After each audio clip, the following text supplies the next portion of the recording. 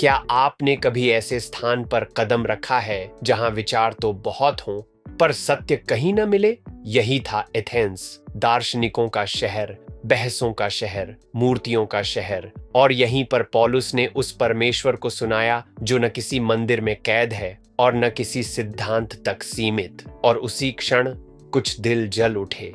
कहानी का सार, पौलुस एथेंस पहुंचता है और शहर की मूर्तियों को देखकर उसका मन व्याकुल हो उठता है। वह आराधनालय में यहूदियों से बातें करता है और फिर बाजार में व्यक्ति से चर्चा करता है जो सुनने को तैयार हो। दार्शनिकों को यह बात चुभती है और वे उसे एरियोपागस बुलाते हैं, जहां नए विचारों की परीक्षा होती है। पौलुस वहीं से शुरू करता है जहां वे हैं। मैंने देखा है कि तुम बहुत धार्मिक हो, वह कहता है, और मैंने एक वेदी भी देखी जिस पर लिखा है, अज्ञात देवता को जिसे तुम नहीं जानते, मैं उसी को तुम्हें बताता हूँ।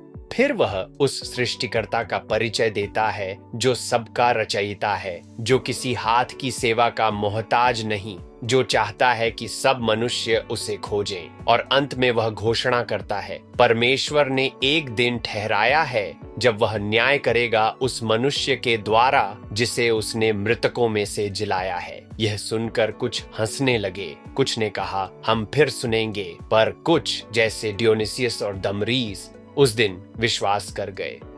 हम इस कहानी से क्या सीख सकते हैं? 1. परमेश्वर पास है। पौलुस ने एथेंस को याद दिलाया, परमेश्वर न मंदिरों में बंधा है, न रीति रिवाजों में छिपा है।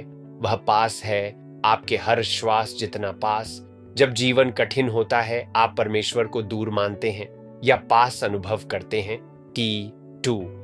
साहस से मार्ग खुलता है। पौलुस ने सही समय का इंतजार नहीं किया। मूर्तियों और तर्कों के बीच भी उसने निर्भीक होकर मसीह को सुनाया, और वही साहस कुछ दिलों तक पहुंचा। आज आप किससे बात करने का साहस करेंगे, भले ही केवल कुछ ही सुने? हे प्रभु, हमारी आंखें खोल कि हम अपने चारों ओर और अपने भीतर के मूर्तियों को पहचाने। हमें साहस दे कि हम तेरे सत्य को प्रेम और बुद्धि के साथ कहें और बहुतों को अज्ञात से ज्ञात उद्धारकर्ता तक पहुंचाए। आमीन।